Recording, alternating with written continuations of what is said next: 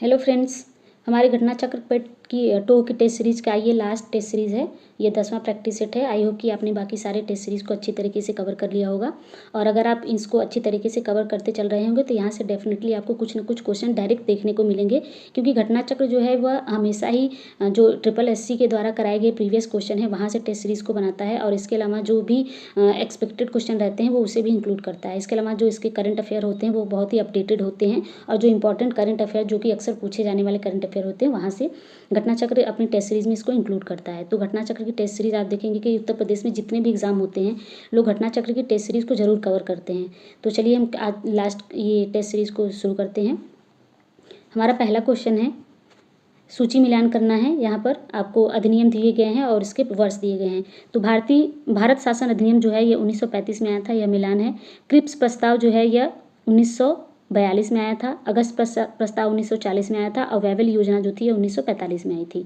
तो इसका आंसर हो जाएगा 1, 4, यानी कि 1, 4 और 2, 1, 4, 2, 3। इसका आंसर हो जाएगा बी। चलिए दूसरा क्वेश्चन देख लेते हैं। दूसरा क्वेश्चन है, एक वर्ष में स्वराज का नारा गांधी जी ने कब दिया था? तो असहयोग आंदोलन जब गांधी जी ने शुरू किया था 1 अगस्त 1920 को गांधी जी ने असहयोग आंदोलन शुरू किया था, और इसी दिन तिलक जी की मृत्यु भी हो गई थी। तो इस आंदोलन के शुरू होते ही गांधी जी ने 1 वर्ष में स्वराज का नारा दिया था। इसका आंसर हो जाएगा बी। अगला क्वेश्चन है, जब रॉलेट एक्ट पारित हुआ उस समय भारत का वायसराय कौन था?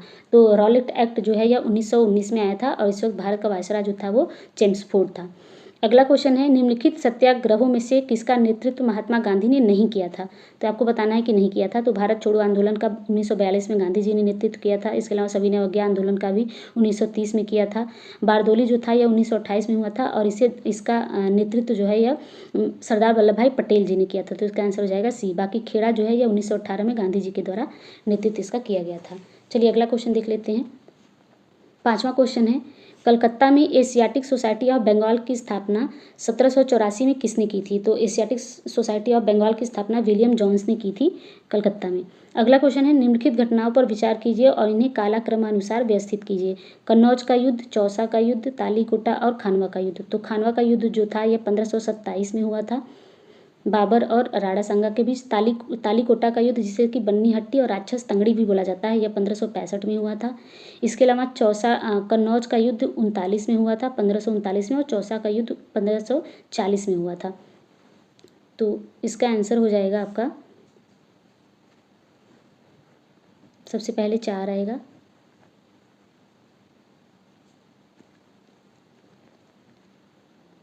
आएगा, उसके बाद 2, फिर 1, फिर 3, 4, 2, 1, 3। तो इसका आंसर हो जाएगा पहला। अगला क्वेश्चन है, कृष्णदेव राय के दरबार में अष्टदिग्गज कौन थे? तो जो कृष्णदेव राय के दरबार में यह साउथ इंडिया के रूलर थे कृष्णदेव राय। तो अष्टदिग्गज जो थे इनमें 8 तेलुगु कवियों का समूह था, अष्टदिग्गज समूह जो था। अगला क्वेश्चन है, निम्नलिखित में से किसने राष्ट्रकूट साम्राज्य की नींव रखी थी? तो राष्ट्रकूट साम्राज्य की नींव लगभग 700 BC में रखी गई, एडी में रखी गई थी, और इसके जो संस्थापक थे यह दंती दुर्ग को माना जाता है। अगला क्वेश्चन है, यहाँ भी सूची मिलान करना है। चंद्रगुप्त मौर्य, यहाँ पर उनके उपनाम को दिया गया है। तो चंद्रगुप्त मौर्य को सेंड्रोकोट्स बोला गया था, बिंदुसार को अमित्रघात बोला गया है, इसके अलावा अशोक को पियदस्सी बोला गया है, और चाणक्य का नाम विष्णुगुप्त था। तो इसका आंसर हो जाएगा 2, 3, 1, 4। इसका आंसर हो जाएगा सी। चलिए अगला क्वेश्चन देख लेते हैं। सत्यमेव जयते किस उपनिषद से लिया गया है? तो यह मुंडकोपनिषद से लिया गया है, जिसका अर्थ होता है सत्य की सदैव विजय होती है। अगला क्वेश्चन है, काठमांडू की राजधानी है? तो काठमांडू जो है यह नेपाल की राजधानी है। अगला क्वेश्चन है, पृथ्वी का सर्वाधिक शुष्क क्षेत्र है? तो पृथ्वी पर जो सबसे ज़्यादा शुष्क क्षेत्र है यह अटाकामा मरुस्थल को बोला जाता है, जो कि चिली में आता है, यह दक्षिण अमेरिका में स्थित है। चलिए अगला क्वेश्चन देख लेते हैं। 13वां क्वेश्चन है, भारत का सबसे बड़ा बॉक्साइट उत्पादक राज्य कौन सा है? तो बॉक्साइट में अधिकतर अक्सर हमेशा ही हम देखते हैं हर साल जो प्रोड्यूसर होता है यह राज्य है हमारा उड़ीसा, पहले नंबर पर रहता है। अगला क्वेश्चन देख लेते हैं। 14वां क्वेश्चन है, किस राज्य में मानस टाइगर रिजर्व स्थित है? तो मानस नामेरी ये सारे जो टाइगर रिजर्व हैं यह असम में स्थित हैं। अगला क्वेश्चन है एलएसी वास्तविक नियंत्रण रेखा यानी कि line of actual control Bharat और किस देश के बीच प्रभावी सीमा है? तो यह भारत और चीन के बीच है। यहीं पर अगर एलओसी पूछता है तो यह भारत और पाकिस्तान के बीच स्थित है।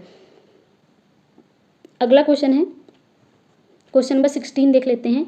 मीरा सेठ समिति का संबंध किससे था? तो मीरा सेठ समिति जो है यह हथकरघा क्षेत्र से संबंधित है। अगला क्वेश्चन है केंद्रीय बजट 2022-23 में प्राथमिक घाटा अनुमानित किया गया है। तो जो प्राथमिक घाटा अनुमानित किया गया है यह जीडीपी का 2.8% अनुमानित है। चलिए क्वेश्चन नंबर 24 देख लेते हैं। लोकसभा के पहले उपाध्यक्ष कौन थे? अक्सर आपसे लोकसभा का पहला अध्यक्ष पूछा जाता है जो कि जीवी मालवांकर थे, लेकिन यहाँ पर पूछा गया है पहले उपाध्यक्ष। तो पहले उपाध्यक्ष जो थे यह एम आयंगर थे। अगला क्वेश्चन है भारत के संविधान का वह कौन सा अनुच्छेद है जिसमें भारत के नियंत्रक और महालेखक का उल्लेख किया है? तो यह अनुच्छेद 148 है जो कि यह कहता है कि भारत का राष्ट्रपति सीएजी की नियुक्ति करेगा। अगला क्वेश्चन है इलेक्ट्रॉन का एंटी पार्टिकल क्या है? तो इलेक्ट्रॉन का एंटी पार्टिकल जो होता है उसे पॉजिट्रॉन बोलते हैं। अगला क्वेश्चन देख लेते हैं। क्वेश्चन नंबर 27 है वायु दाब को मापने के यंत्र को कहते हैं? तो वायु दाब जो है यह बैरोमीटर से मापा जाता है। सिरके का रासायनिक नाम क्या है? तो सिरके का जो रासायनिक नाम होता है यह एसिडिक एसिड होता है, एसिटिक एसिड। अगला क्वेश्चन है अगला क्वेश्चन नंबर 29 देख लेते हैं। रूपांतरित तना है और उदाहरण दिए गए हैं तो आपको यह मिलाना है। तो आपको बताना है कि प्रकंद क्या है, बल्ब इसमें से कौन सा है और कंद कौन सा है। तो बल्ब जो है यह प्याज होता है, प्रकंद जो है यह अदरक होता है और कंद जो है यह आलू होता है। तो इसका आंसर हो जाएगा 2, 1, 3 यानी कि BAC ए इसका आंसर हो जाएगा। चलिए अगला क्वेश्चन देख लेते हैं।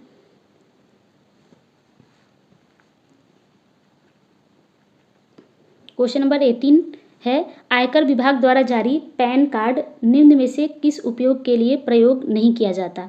तो पैन जो होता है यह एक 10 डिजिट का नंबर होता है जो कि इनकम टैक्स डिपार्टमेंट के द्वारा इसे जारी किया जाता है और इसका उपयोग हम कर सकते हैं पहचान पत्र यानी पहचान का प्रमाण करने के लिए, क्योंकि उसमें व्यक्ति का जो फोटो होता है वह लगा होता है। पंजीकृत करदाता का प्रमाण होता है यह। इसके अलावा जन्मतिथि भी उस पर मेंशन होती है, लेकिन यह पते के तौर पर इसका उपयोग नहीं किया जा सकता। तो इसका आंसर हो जाएगा ए। अगला क्वेश्चन है राष्ट्रीय विकास परिषद का गठन किस तिथि को हुआ था? तो एनडीसी के बारे में पूछ रहा है। तो एनडीसी जो स्थापित हुई थी यह 6 अगस्त 1952 को इसे स्थापित किया गया था। अगला क्वेश्चन है इसकी स्थापना हुई थी। अगला क्वेश्चन है क्वेश्चन नंबर 20 है भारत में पहली पंचवर्षीय योजना का आधार क्या था? तो जो पहली पंचवर्षीय योजना थी यह हेराल्ड डोमर मॉडल पर आधारित थी। दूसरी जो थी वह महालनोबिस मॉडल पर आधारित थी। चलिए अगला क्वेश्चन देख लेते हैं। 21वां क्वेश्चन है निम्नलिखित में से लोकसभा की प्रथम महिला अध्यक्ष का नाम बताइए। तो लोकसभा की जो पहली महिला अध्यक्ष थी यह मीरा कुमार थी। इसके अलावा आप देखेंगे कि सुमित्रा महाजन जी को भी बनाया गया था। क्वेश्चन नंबर 22 देख लेते हैं। भारतीय संविधान का जनक किसे माना जाता है? तो संविधान का जनक जो है यह भीमराव अम्बेडकर जी को माना जाता है जो कि प्रारूप समिति के अध्यक्ष भी थे। अगला क्वेश्चन है राष्ट्रपति अपना इस्तीफा किसे संबोधित करता है? तो राष्ट्रपति अपना इस्तीफा जो है यह उपराष्ट्रपति को देता है और उपराष्ट्रपति अपना इस्तीफा राष्ट्रपति को देता है। अगला क्वेश्चन है डीपीटी टीका निम्नलिखित में से किस प्रकार का होता है? तो डीपीटी का टीका जो होता है यह एक संयुक्त टीका है क्योंकि इसमें डिप्थीरिया, पर्ट्यूसिस और टिटनेस के 3 टीके को मिलाकर लगाया जाता है, तो इसलिए यह एक संयुक्त टीका माना जाता है। चलिए यहाँ पे कुछ मैथ्स के क्वेश्चन है, इसे हम स्किप करेंगे। क्वेश्चन नंबर 36 से हिंदी है, हिंदी को देखेंगे।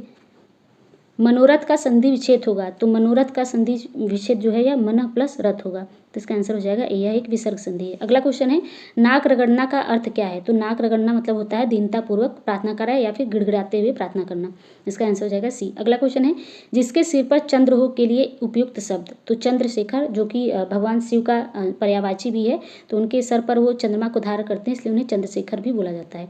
अगला क्वेश्चन है उत्कर्ष का विलोम होगा, तो उत्कर्ष का विलोम जो होता है यह अपकर्ष होता है, इसका आंसर हो जाएगा सी। अगला क्वेश्चन है आग का पर्यायवाची है, तो आग का पर्यायवाची जो है यह वैश्यवानर होगा। बाकी पुंडरीक जो है यह कमल का पर्यायवाची होता है, सैंधव जो है यह घोड़े का पर्यायवाची होता है। चलिए अगला क्वेश्चन देख लेते हैं। अब क्वेश्चन नंबर 51 देखेंगे, यहाँ से करंट के क्वेश्चन स्टार्ट हो रहे हैं। भारत के किस राज्य में इंटरनेशनल लिक्विड मिरर टेलीस्कोप स्थापित किया गया है? तो यह जो टेलीस्कोप है यह भारत के उत्तराखंड जिले में स्थापित किया गया है। अगला क्वेश्चन है फरवरी 2022 में प्रधानमंत्री नरेंद्र मोदी ने हैदराबाद में स्थापित स्टैचू ऑफ इक्वलिटी को राष्ट्र को समर्पित किया है। स्टैचू ऑफ इक्वलिटी किस संत की प्रतिमा का नाम है? तो यह संत श्री रामानुजाचार्य की प्रतिमा है। चलिए अगला क्वेश्चन देख लेते हैं। क्वेश्चन नंबर 53 है, जून 2022 में हरियाणा में संपन्न खेलो इंडिया यूथ गेम्स 2021 को में कौन सा राज्य पदक तालिका में पहले स्थान पर था? तो यह हरियाणा में संपन्न हुआ था और हरियाणा ही इसमें प्रथम स्थान पर है। अगला क्वेश्चन है, मार्च 2022 में जारी भारत टीबी रिपोर्ट के अनुसार वर्ष 2021 में देश में टीबी के मामलों में कितने प्रतिशत की वृद्धि दर्ज की गई है? तो टीबी के मामलों में 2021 में 19% की वृद्धि दर्ज की गई है। अगला क्वेश्चन है, फरवरी 2022 में किसे विश्वविद्यालय अनुदान आयोग यानी कि यूजीसी का अध्यक्ष नियुक्त किया गया है? तो यूजीसी के जो नए अध्यक्ष बनाए गए हैं या प्रोफेसर एम जगदीश कुमार को बनाया गया है। इसका आंसर होगा पहला। अगला क्वेश्चन है, फरवरी 2022 में लॉन्च की गई केंद्रीय क्षेत्र की योजना स्माइल योजना के लिए सामाजिक न्याय एवं अधिकारिता मंत्रालय ने वर्ष 2021-22 से 25-26 तक की अवधि के लिए कितनी राशि का आवंटन किया गया है? तो स्माइल योजना के लिए जो सहकारिता मंत्रालय है यहाँ से लगभग 365 करोड़ रुपए का आवंटन किया गया है। और यह स्माइल योजना जो है यह ट्रांसजेंडर और जो भिक्षा मांगते हैं उनके कल्याण के लिए इस योजना को शुरू किया गया है। चलिए अगला क्वेश्चन देख लेते हैं। क्वेश्चन नंबर 57 है, मई जून 2022 में आयोजित 94वीं स्क्रीस नेशनल स्पेलिंग बी प्रतियोगिता 2022 में जीत हासिल करने वाली भारतीय मूल की अमेरिकी छात्रा का नाम क्या है? तो इनका नाम है हिरनी लोगन। अगला क्वेश्चन है, मार्च 2022 में तीसरे राष्ट्रीय जल पुरस्कार समारोह में उत्तर प्रदेश को सर्वश्रेष्ठ राज्य की श्रेणी में कौन सा स्थान प्राप्त हुआ है? तो यह उत्तर प्रदेश से रिलेटेड क्वेश्चन है और यह जल पुरस्कार से रिलेटेड है। इसमें उत्तर प्रदेश ने पहला स्थान प्राप्त किया है, इसलिए यह क्वेश्चन बहुत ज़्यादा इंपॉर्टेंट हो जाता है। अगला क्वेश्चन है, मार्च 2022 में भारत अमेरिका सैन्य सहयोग समूह की 19वीं बैठक कहाँ संपन्न हुई? तो यह बैठक जो है यह आगरा में संपन्न हुई है। क्वेश्चन नंबर 60 है, जुलाई 2022 में भारत में स्थित किस हड़प्पा कालीन स्थल को यूनेस्को ने विश्व धरोहर सूची में शामिल किया है? तो यह धौलावीरा को शामिल किया गया है। धौलावीरा की जो उन्नत जल निकासी प्रणाली थी इसलिए इसको यूनेस्को की विश्व धरोहर सूची में सम्मिलित किया गया है। चलिए अगला क्वेश्चन देख लेते हैं। क्वेश्चन नंबर 61 है, नॉर्वे की राजधानी क्या है? तो नॉर्वे की राजधानी ओस्लो है जहाँ पर कि नोबेल प्राइज़ का वितरण किया जाता है। अगला क्वेश्चन है, पन्नालाल घोष निम्नलिखित में से कौन सा वाद्य यंत्र बजाते थे? तो यह बजाते थे बांसुरी। अगला क्वेश्चन है, शंकर अंतर्राष्ट्रीय गुड़िया संग्रहालय में स्थित है? तो शंकर अंतर्राष्ट्रीय गुड़िया संग्रहालय जो है यह नई दिल्ली में स्थित है। अगला क्वेश्चन है, निम्नलिखित पुस्तकों में से किस पुस्तक का लेखन वराहमिहिर ने किया था? तो यह बृहत संहिता का किया था। ऑस्ट्रेलिया की राजधानी क्या है? तो ऑस्ट्रेलिया की राजधानी जो है यह कैनबरा है। और अगर आपसे पूछता है कि पश्चिमी ऑस्ट्रेलिया की राजधानी क्या है तो वह पर्थ है, पर्थ को बोला जाता है। अगला क्वेश्चन देख लेते हैं, तमिलनाडु की संसदीय सीटों यानी कि राज्यसभा की संख्या कितनी है? तो तमिलनाडु में जो राज्यसभा की सीटों की संख्या है यह 18 है। अगला क्वेश्चन है, प्रधानमंत्री नरेंद्र मोदी ने प्रतिवर्ष कब वीर बाल दिवस मनाने की घोषणा की है? तो यह 26 दिसंबर को घोषणा की गई है। अगला क्वेश्चन है, पुस्तक 400 डेज के लेखक कौन है? तो 400 डेज के जो लेखक है यह चेतन भगत की पुस्तक है। अगला क्वेश्चन देख लेते हैं। क्वेश्चन नंबर 69 है, ऑस्ट्रेलिया ओपन 2022 के पुरुष एकल का खिताब किसने जीता है? तो ऑस्ट्रेलिया ओपन जो है यह ग्रैंड स्लैम में होने वाली सबसे पहली प्रतियोगिता है जिसे कि 2022 में राफेल नडाल ने जीता है और महिला एकल में यह एशले बार्टी ने जीता है। चलिए आज का लास्ट क्वेश्चन है और इस पूरे टेस्ट सीरीज का भी आज का लास्ट क्वेश्चन है, जून 2022 में विश्व कार्य शिखर सम्मेलन का आयोजन कहाँ किया गया? तो यह किया गया जिनेवा में। तो हमारी क्लास यहीं पर ख़त्म होती है। अगर आपको हमारी क्लास पसंद आ रही है तो इसे ज़्यादा से ज़्यादा लोगों तक पहुंचाइए। हमारी चैनल को सब्सक्राइब कीजिए और लाइक कीजिए। Thank you.